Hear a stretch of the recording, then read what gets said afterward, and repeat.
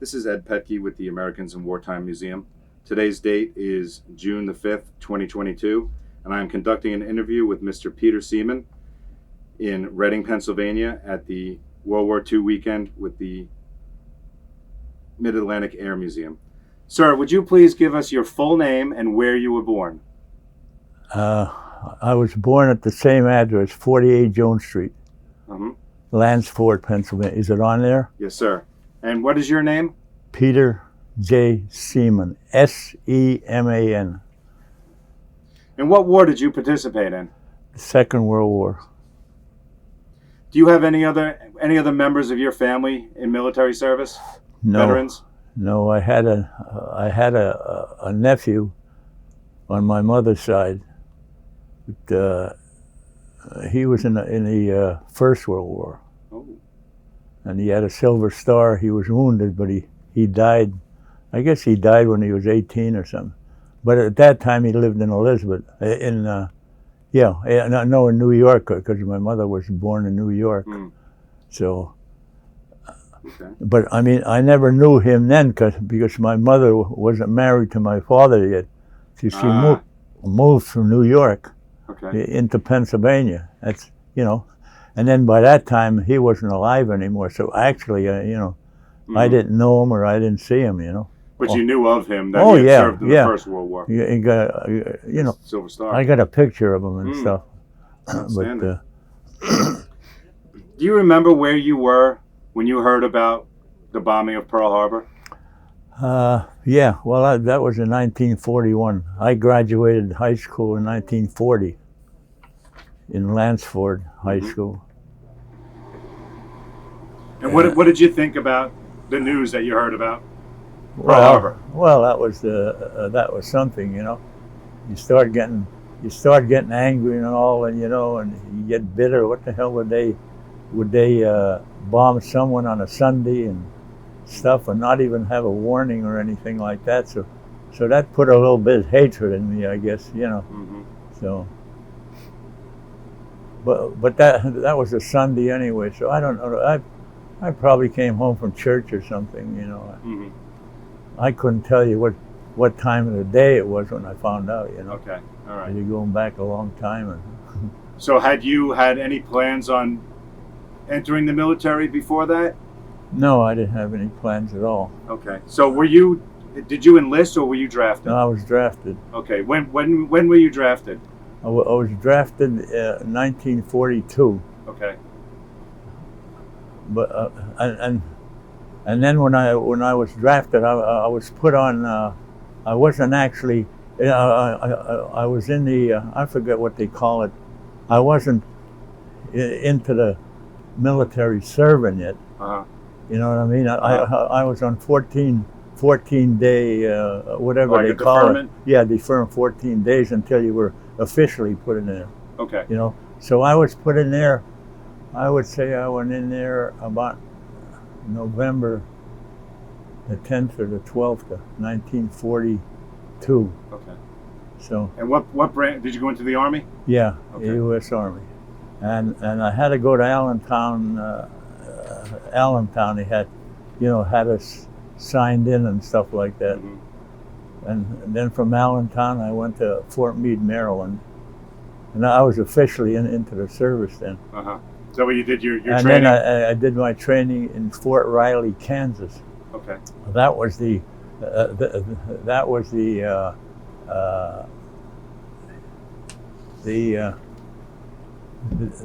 cavalry base. I couldn't think of it. It was a cavalry base.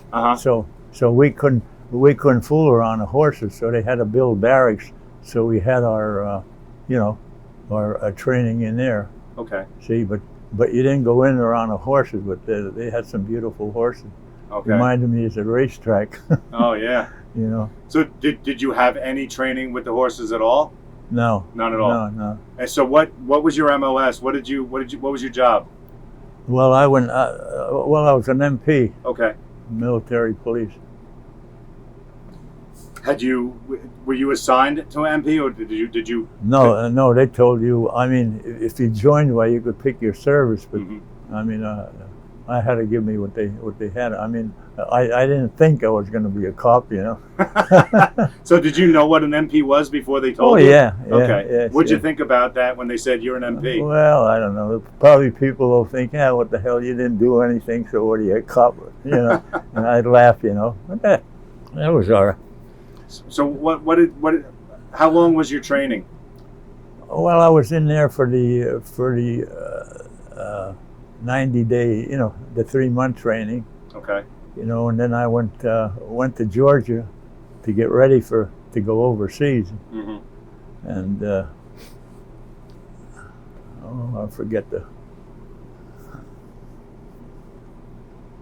So where did you leave from to go overseas? I left from California. Okay. What the hell's the name of that? Name of thing in California. Was that San Diego? No. Or San Francisco. San Francisco? I guess. Yeah, that's Okay. it. Yeah. So you hop a train across country to get out to California? Yeah. How long did that trip take? Oh, it took. It didn't take too long. Maybe a couple of days or so. Okay. You and a bunch of other servicemen all. Oh packed yeah, the on whole train? train was servicemen that are going. You know, that are going to be Mm-hmm. put into the various things. So did you know when you got on that train? Did you know where you would eventually end up? Oh yeah. So you got out to San Francisco and they put you on a ship. Yeah. The ship. We were. I got on the May the 29th. Uh huh. I got on a ship on May the 29th, and of course there was a lot of FBI agents in there, a whole mess of them. Mm-hmm. You know, and I think all them ships, boy, it's going to be a big convoy, you know. Uh huh. So May the 30th morning comes, we pull out of the harbor, right, and there was a dirigible. That's all, and I thought we'd have a big convoy. Uh-huh. So we got out of there, and we went out to New Guinea alone, 23 days. All by yourself? Yeah. Wow. Yeah, the only ship there. Oh wow. Yeah. No escort or anything? No. So how long did it take you to get to New Guinea? It took us 23 days. 23 days. Wow. Yeah.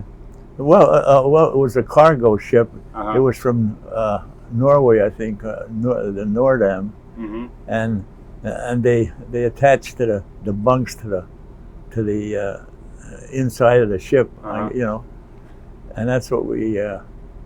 And I remember having 2 meals a day. Boy, I was never so hungry in my life.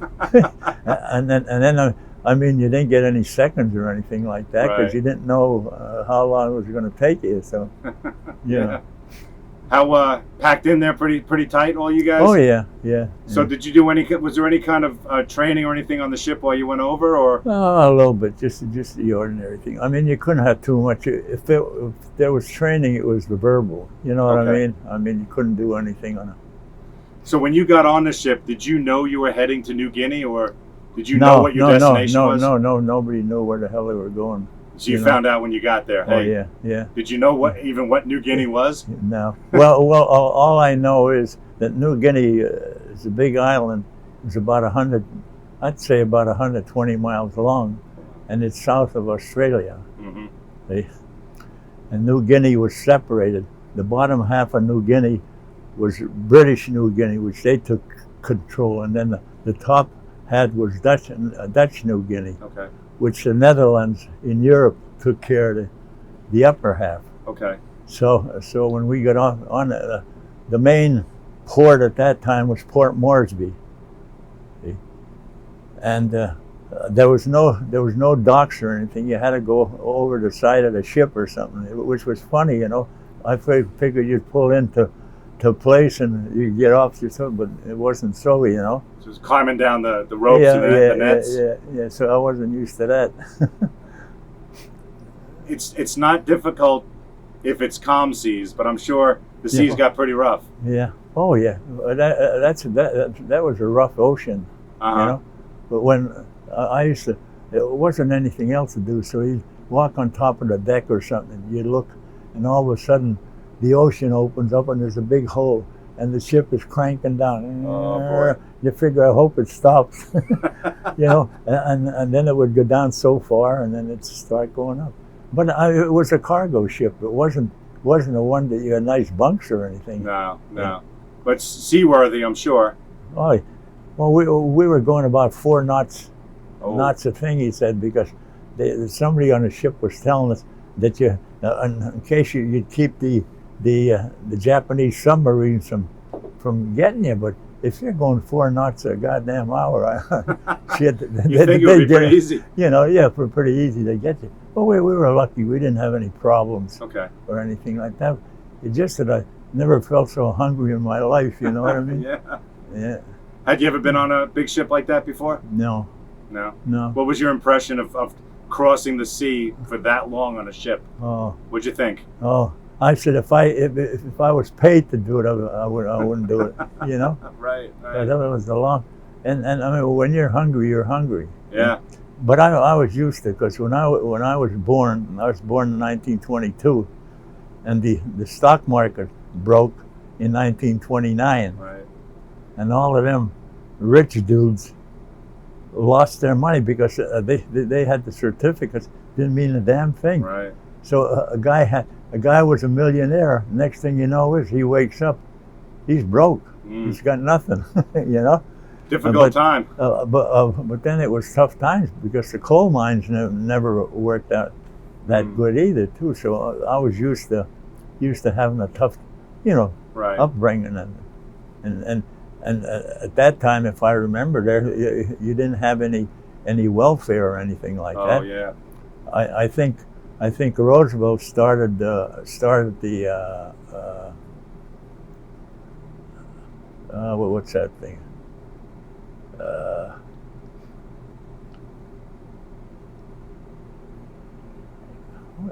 Christ, I'm forgetting.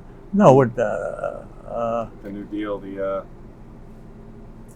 We're on it now. When you retire, you go. Oh, like the pension program? Yeah. Retirement, the pensions? No, they got a name for it. Social Security. Yeah. Okay. That started in 1935. Oh, okay. And Which then was a blessing, I'm sure. Oh yeah.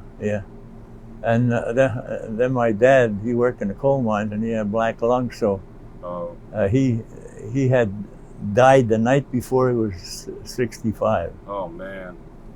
So my mom got the benefits. The benefits then was $50 a month. $50 a month. Yeah. But you know what? A buck in the 20s and a 30. You could go down a grocery store and get 3 bags of groceries. Yeah. And hand a $5 or $10 bill and still get change. Because you went down in an A&P's like they had tub butter for 8-9 cents a pound and sugar and all that shit, A lot different than nowadays. Yeah. No, but I mean, it was a rough thing because my dad never owned a car. So when you went someplace, you always walked. I walked to school for 12 years. Right through the snow and the rain, and uphill. And then we had nuns in class. I went to St. Michael's in Lansford, so we had the nuns, and you had half of the nuns were German, and half of the nuns were Slovak, which the church. I call it hunkies. We were hunkies. So, but that was tough times. But we know what the hell it was. When you come for Christmas, you tell Santa Claus what to bring you. Santa Claus ain't bringing anything. You got no money. Yeah. Even Santa Claus is broke. Interesting.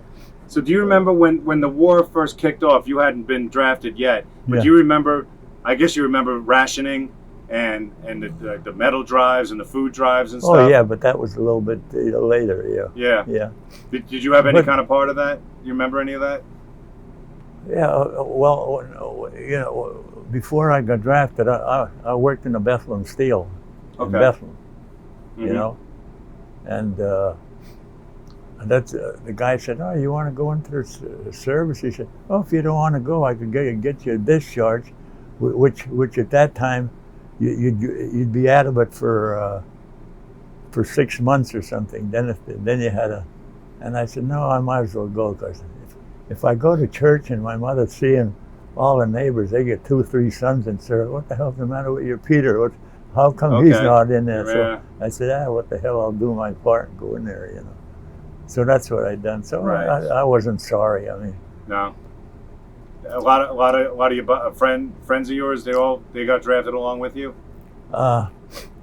hey, there was about 3 or 4.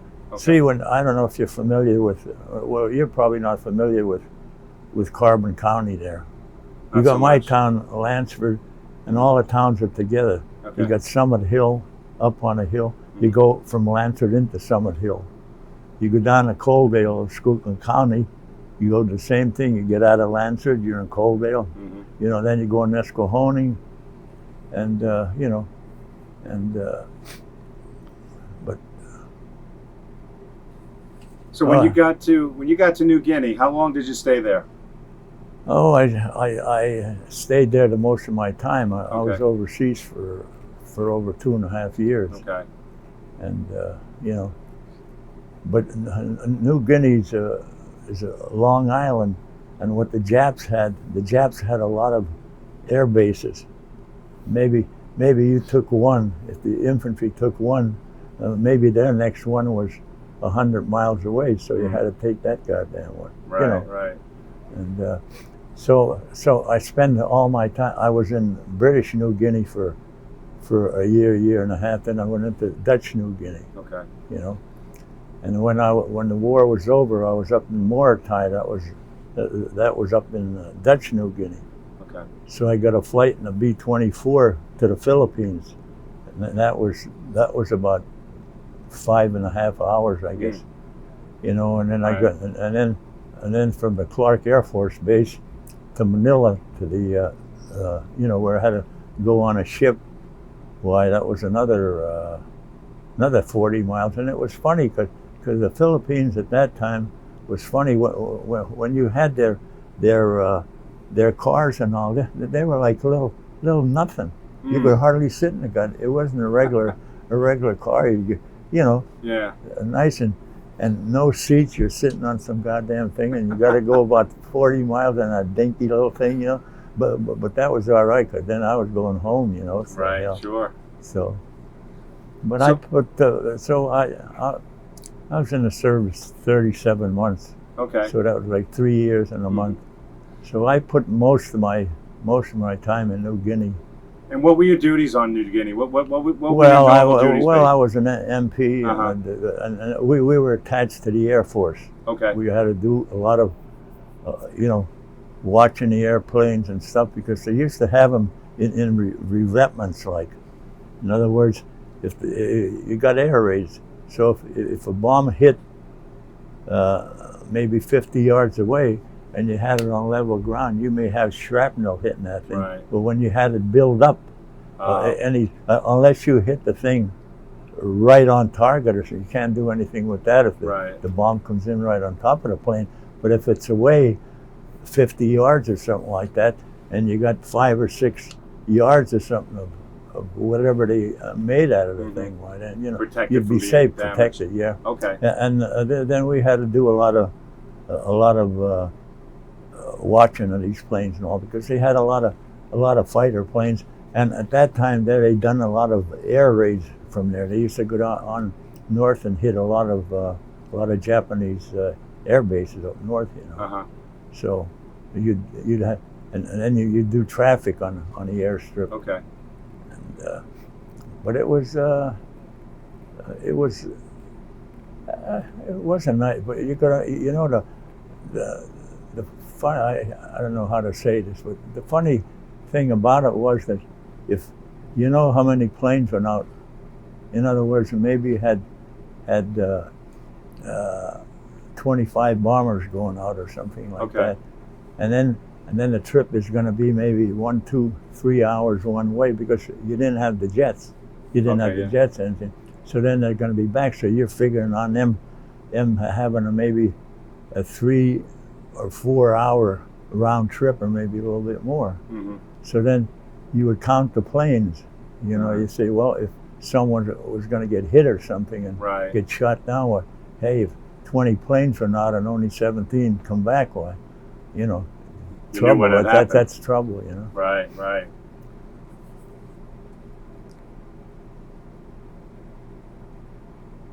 So you mainly were on watch for airplanes and traffic. Yeah. Was there ever a time? Did they ever have any Japanese come to New Guinea while you were there? No. The only thing, you'd have some air raids, but never.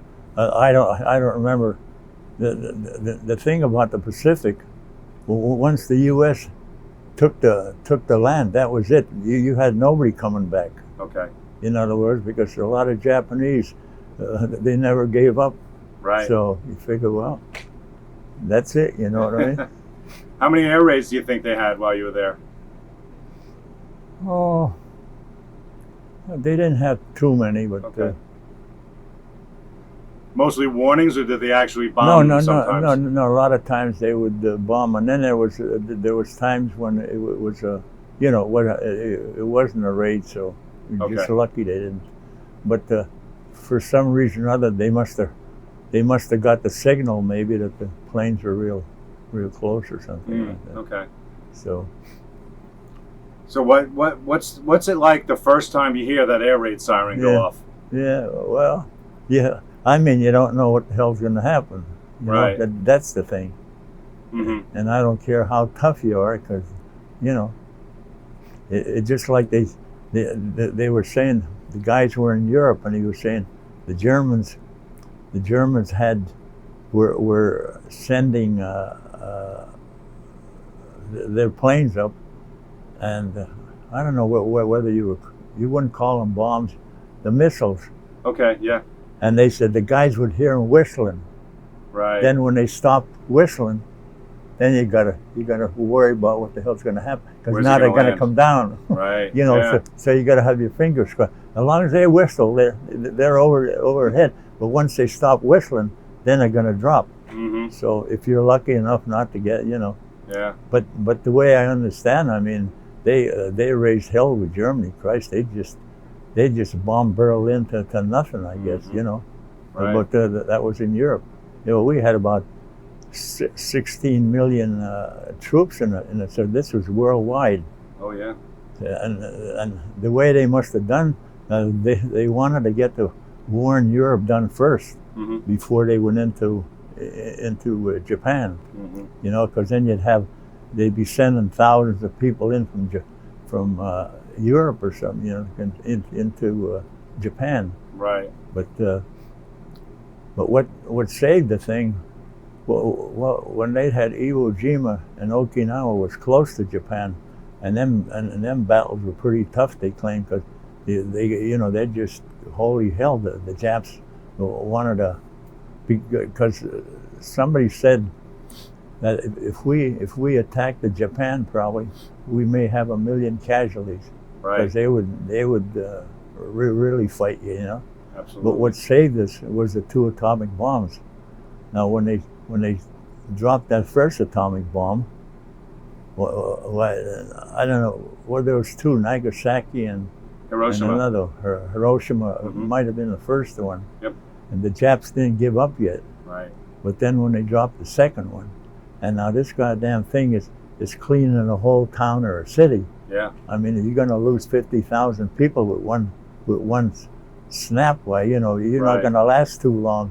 And they probably didn't even know how many bombs we had, you know. No, and that was the thing, they didn't know. Yeah, it was a good thing they did. Correct. And they said, you know, as many people as the bombs killed, it saved more people than it killed, because there was no invasion. Yeah. Now, were you said you were in New Guinea for, was it 2.5 years? 3 years? No, for almost 2.5 years. 2.5 years, yeah. Okay. 40. Okay. So when you, there were a lot of, I guess you were on a lot of Marines, a lot of Navy. Well, I didn't see any Marines. It was mostly Army. Okay. And in your area. And yeah. Okay. Well, the Marines were taking care of the other, mm-hmm. the central part of Pacific. Okay. You know what I mean? And the Army had I think the Marines went into Iwo Jima and Okinawa. Yeah. Because they were the big time now. Them two battles were. Yeah, were Guadalcanal, places like that. No, but that was the start. Right. Guadalcanal was, I think, one of the ones that they attacked. I think Yes. after we were attacked. Right. But Iwo Jima was at the end, and you were close to Japan. And Uh-huh. you know when you're going to go in Japan, they're going to fight to the end. You know what I yeah. mean? But them two, Iwo Jima and Okinawa. It's too bad we didn't have the bombs before that, because they would have saved a lot of men's life. Because they said Sure. a lot of guys got killed on Iwo Jima Yes. because it was tough, you know. Mm-hmm. And but if they would have had the atomic bombs, if they would have dropped them quite a few months before that, before they had to attack them too, you would have saved a lot of lives, you know. Very And true. imagine what would have happened going into Japan yet. Very bad. It would have extended the war years, Yeah. like we would think. Did you see any combat? No, I Over there? no. That was I never seen a Jap when Okay. I landed on there. Like I said, when they took a lot of islands in the Pacific, the Japanese, they tell me, fought till the end. They, you know, Mm-hmm. I think it was in Saipan or something. I'm just going about what I read, because I got a couple of books about Yeah. New Guinea, where they had they were fighting on Saipan, and it was down to almost the end of the fight. And the Japanese had about 400 men left. Wow. Now they're gonna, what they're gonna do is give the U.S. A bayonet charge. Mm. Now, could you understand what all they were doing was committing suicide? You got Desperation. goddamn bullets in the gun. Now, who's gonna win? Yeah. The guy coming at you with with a bayonet, or you with a bullet in your gun? So I mean, I wasn't on there, but I'm just Right. thinking Yeah. about what happened. Sure. And that's what probably happened when they attacked. I guess that they probably whacked every one of them. I guess I don't know. Probably. Yeah, absolutely. Yeah. So were you able to keep in touch with folks back home while you were over there pretty easily? No, I used to write letters and all, but you know, you couldn't write a lot of things. You couldn't write where you were at, Right. because they used to censor the thing. Okay. So that they didn't know where the hell you were at. Right. And I understand back then it took quite a bit of time for mail to make it back and forth. Well, when you figure, you know, what the hell, if you're now, I don't know what you would say from New Guinea to California. Though. Christ, that's a few thousand miles, and you know, and they would probably put it on the planes every so often, maybe, if they had anything to do with coming into the. Well, they had to take care of the mail too. Right. You know what the hell? I mean, if they weren't getting any mail at home, they'd be a little upset. peed off, you know. And mail is good for morale. Yeah. You know, morale booster. Yeah, I still have a couple letters. My mom and all saved them, you know. Mm. And I forgot what they called that thing. It Like was a Western Union or a telegram? a regular thing that, I forget what they called it. It's too bad. I was looking at my discharge papers now, and don't forget, I'm out of there. I was discharged in 45, so that's 55 in the last sec, and 22 here, so that's 77 years Absolutely. that I'm out. So a lot of times you can't exactly know what dates are, but I was looking at the damn thing, and if I would have known that, I could have brought it with me. Yeah. So you got the whole thing on there, you know. Absolutely, yeah. So What did you guys, if you had any downtime, any recreation time? well, I had dysentery. That's Oh, a dysentery. how'd you get that? Well, From the water? Is it you from got the the water? jungles. The No, jungle, I don't yeah. know what the hell it wasn't. Yeah. Dysentery. And I never was so sick in my life. You know what I mean? And I didn't have bloody dysentery. Uh-huh. If I had bloody dysentery, I might have not been sitting here, because they couldn't even stop the.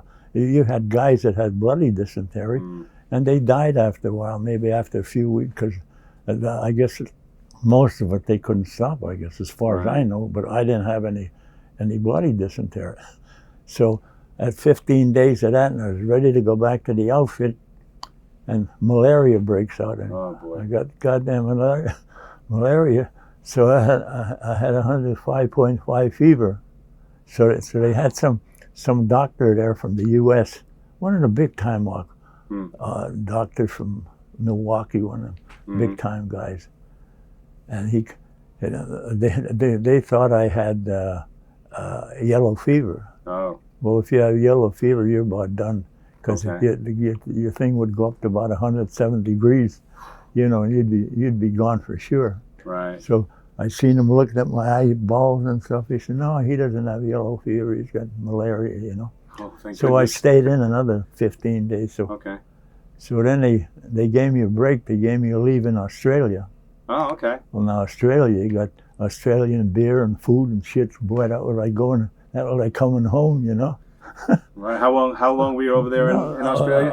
I was supposed to have a 10-day leave, and then they had a big storm. What do you call them? Like a typhoon or a typhoon ended up, and I got the word that I'm sorry, but you get stuck here. You can't leave here because we need all of the help to do with the storm. You know what I mean? So I got an extra 7 days or something. So. Oh wow. But you couldn't beat the Australian beer and all. Yeah. We got beer later after I was on New Guinea for quite a while. They first brought the beer from the United States, and it was from Pittsburgh, and it was a 3.2 stuff. Mm-hmm. I don't know, iron thing or something. But it wasn't bad. I mean, beer was beer. It wasn't you couldn't get you could drink a whole case of that crap and get you and But but they brought it in. But it took a while until they got the okay from the authorities, I guess, Mm-hmm. But that was the first beer except for being in Australia. But Australia was good because they had the size of Australia was just the same as the continental United States without Hawaii and Alaska. Mm-hmm. So that's a big country, A bit bigger than New Guinea, where you just were. Well, New Guinea was only 120 miles or something. They claim. Do you remember where in Australia you were? It was a little town. The Red Cross. Oh, as I say, I used to know the name. But the Red Cross took care of the place. So were you? They have barracks there or something you stayed in, or were No. you quartered with somebody? No. It was like a little hotel and stuff. Okay. But they had rooms and all. Okay. All right. The Red Cross ain't gonna have any crap. So we had a room in the, in like, they might have even rented some of the hotels or motels where they are. Okay. So, other than drinking a lot of beer in Australia, what did you do to occupy your time when you were in Australia, when you were on leave? It wasn't too much to do. I mean, it's not like a U.S. U.S. is different than some of these countries, Mm-hmm. But and then it was wartime there, so. Okay. But little sightseeing, maybe. Yeah, that's the first time I was on a horse. That's right. I said I was on a horse, and and I wasn't used to that stuff, so. Bit of a shock. Yeah. No, but that was the people were nice, They're tough people in Australia, Oh yeah, and I'm sure they were thankful for what you were doing, for the world and the war effort. Yeah. And then one of my buddies, we went out on a date with these two girls. Maybe I shouldn't tell you this, but we were on a date, Uh-huh. and their father is in a living room. It's about 250. He could break me in half. I only weighed 150 pounds then, you know what I mean? And he said, now, what are you going to do with my daughters now? He said, well, we'll take them out to see a movie, and what are you going to do after that? And then we said, well, we'll take them out to eat. Well, what do you have in mind after that? And he's probably figured, hey, you want to take them someplace. But I had to laugh though. That is funny. But I said, if he wanted to break me in half, he could have broke me in half. He's a Right. tough looking guy. All you had to do was just ask you the question. You knew the deal. Yeah. Maybe I shouldn't tell you that, but That's okay. So you said while you were on Australia, a typhoon came through and they kept you there to help? it wasn't in Australia, but it was on the islands. Oh, on the islands. Okay. Yeah, see. So you had to stay a little bit longer. Oh, I had to stay until I'd get a trip because Right. they said that they needed every bit of help. Mm-hmm. And you know the way the service is that it isn't like now. They stopped a lot of air travel now. Mm-hmm. When something happened in there, they didn't give a damn about what happened or anything like that. Right. You got a war on there. You ain't gonna stop something. No. I remember when I left. That was Mauritania in the Dutch East Indies. Mm-hmm. When I was gonna fly back to the Philippines. Mm-hmm. I got on a B-24 bomber, and four of us were sitting in a bomb bay, and they had tacked it shut. You know, Mm-hmm. you didn't use that. Right. So we sat where they dropped the bombs. Wow. But that was, you know. Yeah. And the guy comes with a parachute. He said, "I'm looking at the number 4 motor on the right. It's smoking." Oh boy. Oh boy. So the guy said, "Oh, if it catches on fire and we can't put it out, you're gonna have to bail out." But the point was, it was so raining. It was like a heavy rainstorm, you know, in there. And I figured, what the hell are you gonna be doing? And a parachute ain't gonna open up it's one of them torrential rain. Now Right. you know how it is in the Pacific. When Oh, it yeah. rains, it rains. There's no little drops. No, it rained You know? sideways. And he thought he was scaring me, but you know what? He was scaring me Yeah. because I was looking at that damn motor, you know. And finally, after about an hour, I guess roughly a half an hour, then it stopped smoking. So they just shut it off. So they had the other 3 motors. Mm. But like I said, it took a 5.5 hour trip, I think, to get to Wow. the Philippines, you know. But he had me scared. Sure. Well, yeah. I can imagine a plane There's going no down. way. There's no way that you're going to jump out. It will rain like that. Mhm. That thing ain't going to open up.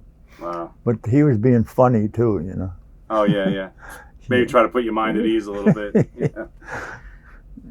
Any other stories that stand out in your mind? Anything particularly scary or funny or you know? Well, there's a lot in when I was in the States yet, but I forgot them now. Mm. Because it's the only. But I had to wait when I was in Mauritania. I had to wait a month to get a plane Okay. to go to the Philippines. So when I got to the Philippines, I wasn't doing any duty.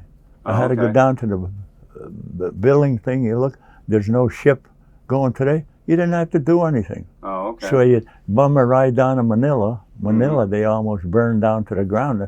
That was Right. the nicest thing in the Far East. They claim Manila when they, you know, with the Japs before it left it. I guess why they whacked the crap out of it. Right. Yeah. And then I had to wait a whole month there.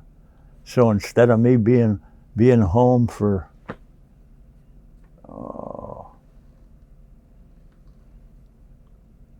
before Thanksgiving, because I wasted 2 months. Mm. I finally came home. It was December the 3rd, Okay. 1945.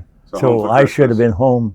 I should have been home in November maybe. Mm. With them 2 months, the whole month, 60 days. I wasn't doing anything. And you were They itching. had no duty or anything. I Oh, just man. had to go to the billboard. Oh, is there a ship going today? No ship. Huh? That was And it. then they had nothing for you to do. Nothing for me to do. Yeah, for San Francisco. Yeah. So you finally you went home via ship also. Oh yeah. So Yeah. Same port. Yeah. No, it wasn't the same port. I got off in New Guinea. This is Right. Manila, the Right, Philippines. but you went back This to is a San Luzon. Francisco. This is a little. Yeah. Luzon. But it took. They built a new ship for the Navy, like a passenger ship, Okay. and that was different. That only took us 2 weeks. Okay. But you had rooms in there and all. That wasn't like the other thing down at Hull. Sure. A guy was telling me when we were in the Nordam, he said, "You know what's holding you back?" He said, it's just about a half an inch of steel. Oof. That goddamn thing, and you could hear the thing, like the suction and all. Yeah. Oof. And he said, that's what's holding your back is that little half an inch of steel. That's not reassuring. Yeah. Oh wow. So how was the trip back? A little more comfortable. Yeah. Well, you had regular, it was like a passenger ship, and you had better food and stuff. See, because the war was over, and then you didn't have to work. When we come over, you don't know how long it was going to take you. Right. See? Right. So we never had any bread. Once we left San Francisco, that was it. Yeah. Ain't had no bread for 23 days, Wow. Shit. So when you came back, the war had ended when you came home? Oh yeah, the war was ended when I was up in New Guinea at Murtai. It was over, but I had to wait to get a flight to fly to the Philippines. Do you recall hearing the word that the war had ended, and how you heard that? Oh yeah. How did you get that news? Well, it was probably off the radio up there, I guess, in Murtai. But that was part of New Guinea, Dutch New Guinea, Murtai. Right. Had you heard? Do you remember getting the word when the war ended in Europe? Oh yeah, yeah. How did you hear about that? Well, they got a paper and all. I got papers that they were done in Australia, and they tell you how the war is going on. And even in Europe, they had little stories and tell you what they. Okay. And of course, they had a big thing into the paper saying that the war is over in Japan. Okay. Did you know? Had you heard about the bombs being dropped, or just that the war was over? Yeah. No, we heard of that. But we didn't give a shit if they dropped another 6. I didn't care. Kind of hoping for it almost. Yeah. So when you got back to San Francisco, war's over. You're getting back there. I was only in there a couple of days, and they had the train. They put us on a train, and I went into I don't know if you know where Indian Town Gap is. Yes. Well, that's where the train stopped. Okay. Indian Town Gap, and that's where I was discharged from. Okay, so you were discharged. But I didn't stay in San Francisco too long. Okay. Because the one thing about the government want to get as many people out of the service as they can. Stop paying them. Yeah. So then when I remember the train stopping in Indian Town Gap, and it was raining, and we had to wait. We got off the train, and we had to wait. They wouldn't leave us in there until they cleaned the tables off in the goddamn thing. And boy, we were really teed off, Oh, no, yeah. Yeah. And then when I get out of there, then from Indian Town Gap, what the hell is it? What's the name of that big city there? Starts with a P. Pittsburgh? No. Philadelphia? No, the other one from the, from the, starts with a P.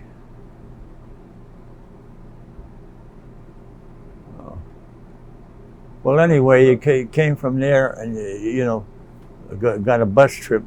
Now they tell us to wait. Would you leave the guys that work in there to get the buses first? We put all that goddamn time overseas. Yeah. And they would like if we didn't use the buses until the workers left. And you're like, hey, what about us? And then when I got on a bus there, and then I don't know if you heard of a town named Tamaqua. No. Well, Tamaqua next door to Lansford. Okay. When I left the Gap, then I got on a bus. I didn't get on a bus. My dad was going to pick me up in the bus stop. So when I get off in a Gap, I got a bus in a Gap, and I got there, and instead of going going into the bus stop there, I go and I hike a ride, and I didn't know that my dad was going to pick me up, and I felt so bad because he didn't see me. So I stopped at the corner to go to Lansford. So there's two guys in the service. Where are you going there, buddy? Oh, I'm going to Lansford. Well, I'm going to Tamaqua. We'll take you as far as Tamaqua. Well, Tamaqua is just 4 miles from Lansford. Perfect. So I got on there. They gave me a ride to Tamaqua. So when I got to Tamaqua, there was the bus going to Lansford. It was all ready to go. So I got on there, and so I come home. My mom said, "Well, where's Pop at?" I don't know. Well, he went down to pick you up with Uncle Steve in the bus stop. I didn't know. Before I hit the bus stop, I said, I'm gonna hike, And I was lucky. I got 2 stops when I got on the bus stop in Tamaqua. The guy was ready to leave for Lansford. Perfect. So, in the service, I got a free ride here and then. So Nice. Let's see. Where's Pop at? I don't know where Pop is. No, but I felt He's over there asking where you but are. I felt bad because they meant well, Sure. Yeah. So I'm sure it felt good to be home. Yeah. Well, I know my stuff isn't that, I wasn't in combat, except maybe getting some air raids or something like that, but No. I wasn't in there fighting or something, so I don't know how. Did your duty and serve proudly? Yeah. So how was your time in the service? How has that affected your life? Well, it was a tough life on the islands. It's not like if you come to a place, you got a regular people in there. You had natives. If you came to these places, these are just stops for air bases for the thing. You didn't have a group of people, See? Right. So it was all jungle crap all the time. Yeah. You know what I mean? So I said, if I ever got killed there, they'd throw my ass in some hole over. I know nobody in the family isn't going to go there because they don't even know where New Guinea is. Right. Well, good thing you made it home. So I'm telling you about the natives. They told us to stay away from the natives. Okay.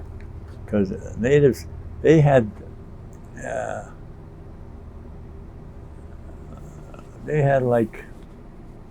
what the hell would you call it? I guess skin disease, like a rash or something. Skin disease. Yeah. And then some of the women, they had breasts all the way down here because they were feeding their animals. Boy. So the things are hanging about a foot long. Yeah.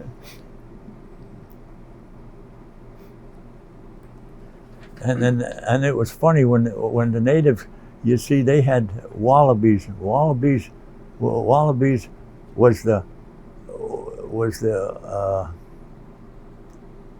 half of a kangaroo. Like a kangaroo, like a small kangaroo. It was a small kangaroo. Yeah. Now how they used to catch them?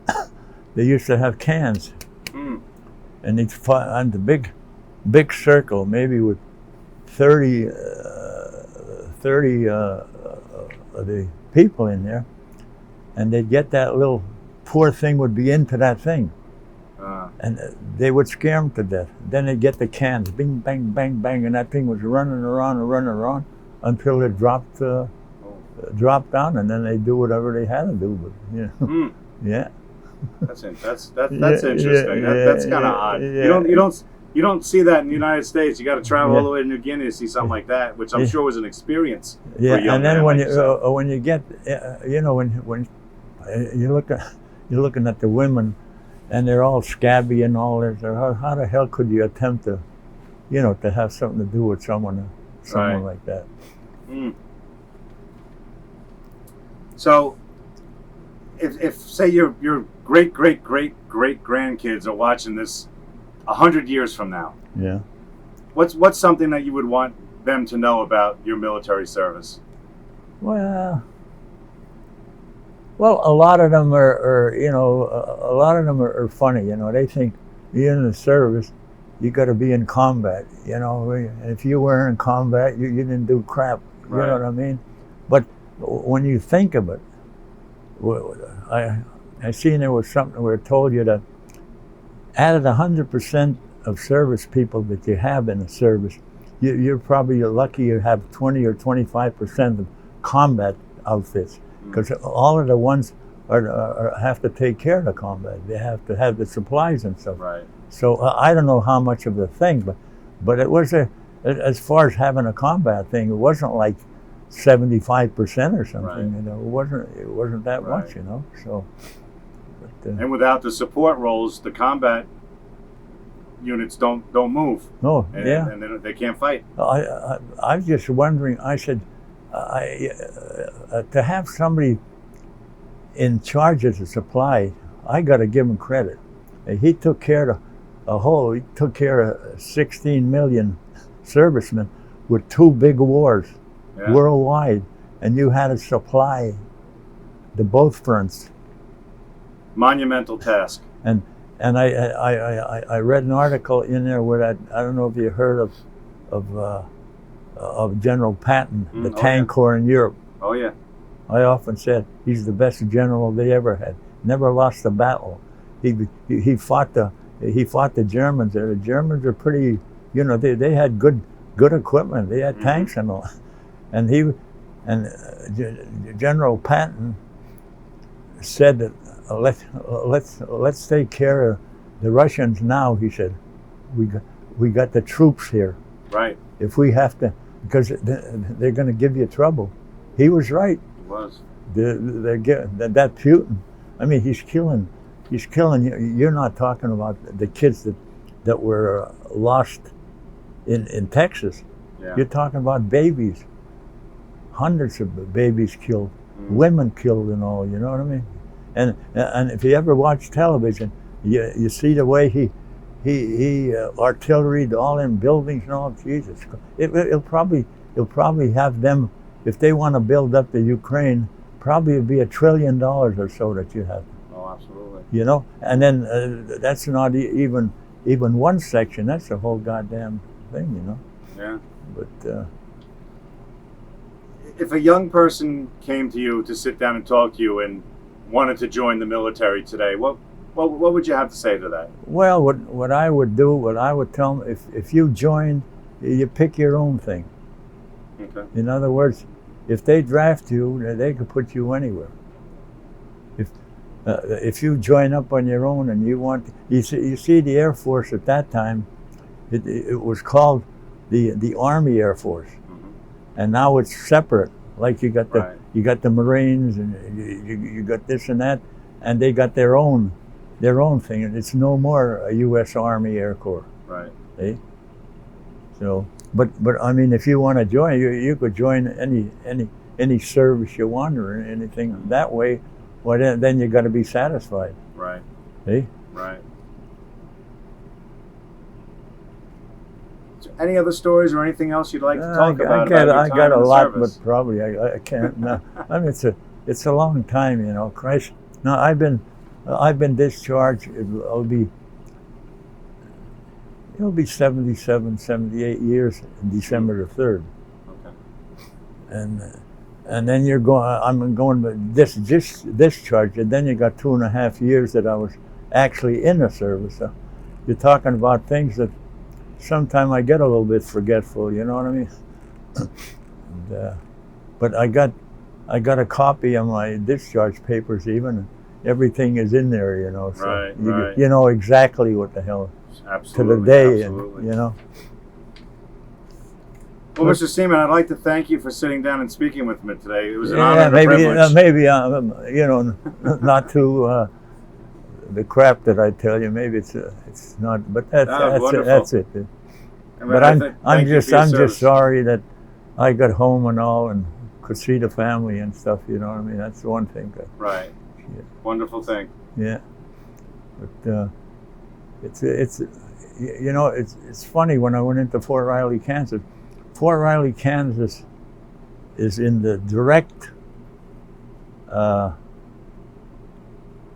center of the United States, without Alaska and Hawaii. Mm-hmm. So they're right, actually, whatever you want to call it, it's the direct center of the United States in there. Yes. And when I seen them, these beautiful horses, didn't know that I used to go to the track a lot in Jersey because they had the tracks, and and they had some beautiful horses there. Christ, they treated them like their own family.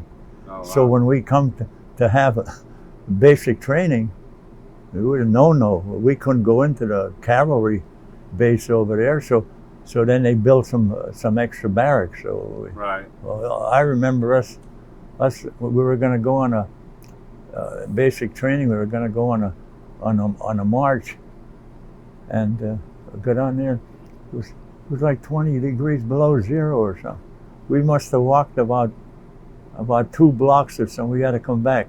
Oh. People's noses were getting white. The chins were getting white.